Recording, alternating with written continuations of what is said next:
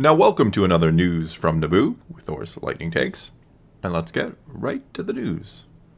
Alright, first off, we found out just yesterday that Mandalorian Season 3 debuts March 1st. Yay! So not too far off from the original February. Yeah, I thought it was date. late February, and now it's just... I think it was like February 22nd or something like that. that. So what, they pushed it back a week-ish? Yeah, like a week. Like a week. Okay. I'm okay with that. Makes me wonder how much overlap with Bad Batch there will be still, which is kind of the reason why we thought there might be a pushback. Yes. They found out this information at CCXP, when they released it. That is a Comic-Con type event in Brazil. It's a big entertainment con they do there. Jon Favreau was talking about it. He was there. Pedro Pascal, Dave Filoni, all the big names pulled up on the stage, saying that it's going to be bigger in scope than previous seasons, with more space battles, more Mandalorians, and other surprises to come. I mean, we know they're going back to Mandalore. Back to actual Mandalore, yeah. Yeah. I didn't know more space battles. I mean, he does have a more space battle-worthy ship, I suppose. Space battles in Star Wars? Nonsense. Not in my Star Wars. Not in my Star Wars. But of course, that's not how we found out. We saw it on the banner yesterday. We watched Willow. Yes, and we saw up on the banner. We will review. We will. I think there'll be some interesting takes on that one. Absolutely. But yeah, we saw Mandalorian new episode March 1st. Yes. Apparently, those attending the event were also treated to some concept art from the upcoming season that the rest of us don't get to see. Also, Pedro Pascal showed up on stage wearing some Star Wars pajamas, explaining... To buy them for only $29.99 at StarWars.com. Exclaiming that it was an honor to be everyone's space daddy. Interesting. That's interesting. I'm sorry, my mind goes to bad places when someone's like, yeah, it's call because me it's your Pedro space Pascal, daddy. isn't it? If I went on stage and said, call me Space Daddy, you'd be like, jeez, get off stage, Thor. Oh, sorry, my mind's all over the place with that. Yeah, I bet it is. That's very weird. He's like, yeah, call me Space Daddy. Come on, all right. This is PG-13 news from Naboo. Let's not move to rated R PG news from Naboo. I'll move news to Naboo where I want to move news from Naboo. This news is all going to hopefully be followed by the public release of the trailer that they showed at the Disney APAC showcase this week, which showed a few more glimpses of Bo-Katan and glimpses of Mandalore, glimpses of things that we have not gotten to see. Mm-hmm. You have not seen what they have seen.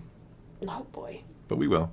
The show is, of course, most likely overlapping with Season 2 of Bad Batch, because that's supposed to run for 16 episodes with a 2-episode premiere on Disney+. Is that confirmed, 16?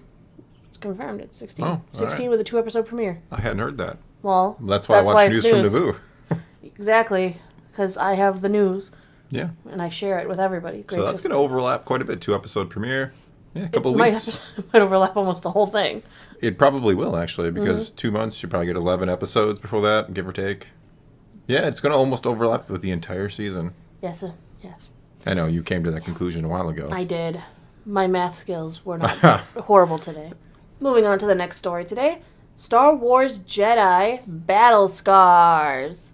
Cover revealed in official synopsis. This book follows Jedi Fallen Order. We know the sequel game, I should say, is rumored to be released in March. That's a rumor still. But Star Wars Jedi Battle Scars by Sam Meggs hits the shelves March 7th. The novel was first announced back in August. But it has a cover now. Look at that. It's up on the screen for everybody. Fifth brother. Mm-hmm. We also have an official synopsis, and the cover reveals that this takes place in the years before Jedi Survivor, so of course after Fallen Order, but before Fallen Survivor. The entire Mantis crew returns, and hooray! And it looks like Fifth Brother, of course, antagonist. But here is the official synopsis. Cal Kestis has built a new life for himself with the crew of the Stinger Mantis. Together, Cal's crew has brought down bounty hunters, defeated Inquisitors, and even evaded Darth Vader himself. More importantly, Marin, Seer, Grease, and faithful droid BD-1 are the closest thing Cal has had to a family since the fall of the Jedi Order. Even as the galaxy's future grows more uncertain by the day, with each blow struck against the Empire, the Mantis crew goes more daring. On what should be a routine mission, they meet a stormtrooper determined to chart her own course with the help of Cal and the crew. In exchange for help starting a new life, the Imperial deserter brings word of a powerful, potentially invaluable tool for their fight against the Empire. And even better, she can help them to get to it. The only catch, pursuing it will bring them into a path of one of the Empire's most dangerous servants, the Inquisitor known as the Fifth Brother. Can the Imperial deserter truly be trusted? And while Cal and his friends have survived run-ins with the Inquisitors before, how many times can they evade the Empire before their luck runs out? I'm going to guess they do it this time. Well, then again, we haven't seen know the Cal rest will of the make crew. it, Yeah, we didn't see the rest of the crew. We saw The trailer shows the ship crashed. Yeah, so maybe that book leads into that. Who knows? That's a lot for the book to do, though. A lot of times, unfortunately, for better or worse, how we want to look at it, books, prelude books, don't really do much. It's kind of that fine line between being relevant and being required, which a lot of the books in Star Wars haven't really done so well. That's also very true. Because you don't want to make people read the book, yet at the same time, you want people to read the book, feel like it was worthwhile to the whole story. Which it could still be. I mean, probably, hopefully. Spoiler alert, we know Fifth Brother's not dying. We do know that, yeah. We know his fate. We do. Yes. But the timing of this book is very interesting, and it lends credence to that report about Star Wars Jedi Survivor being unveiled during next week's Game Awards. I mean, the book is said it's coming out March 7th. Every rumor that we've heard, every leak we've supposedly heard, says that the game should be coming out late March, which gives you time to read the book in advance. Yeah. Late March, early April, where everything we've heard. The Game Awards take place on December 8th, where we're supposed to be getting a new trailer.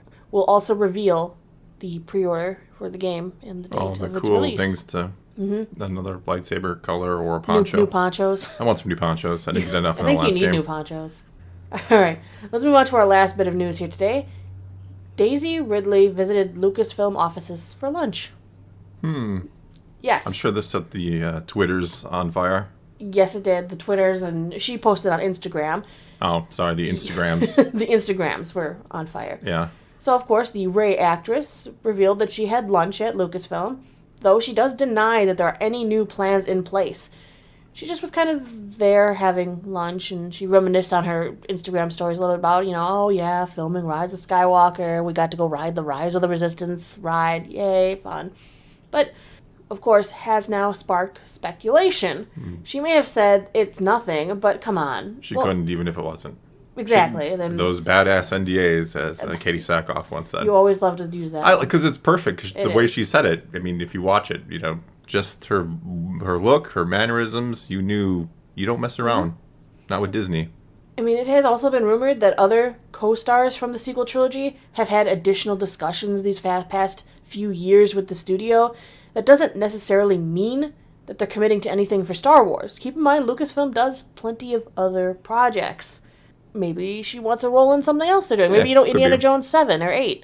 Yeah, we're gonna... Who knows? There's something else we can talk about, Indiana Jones.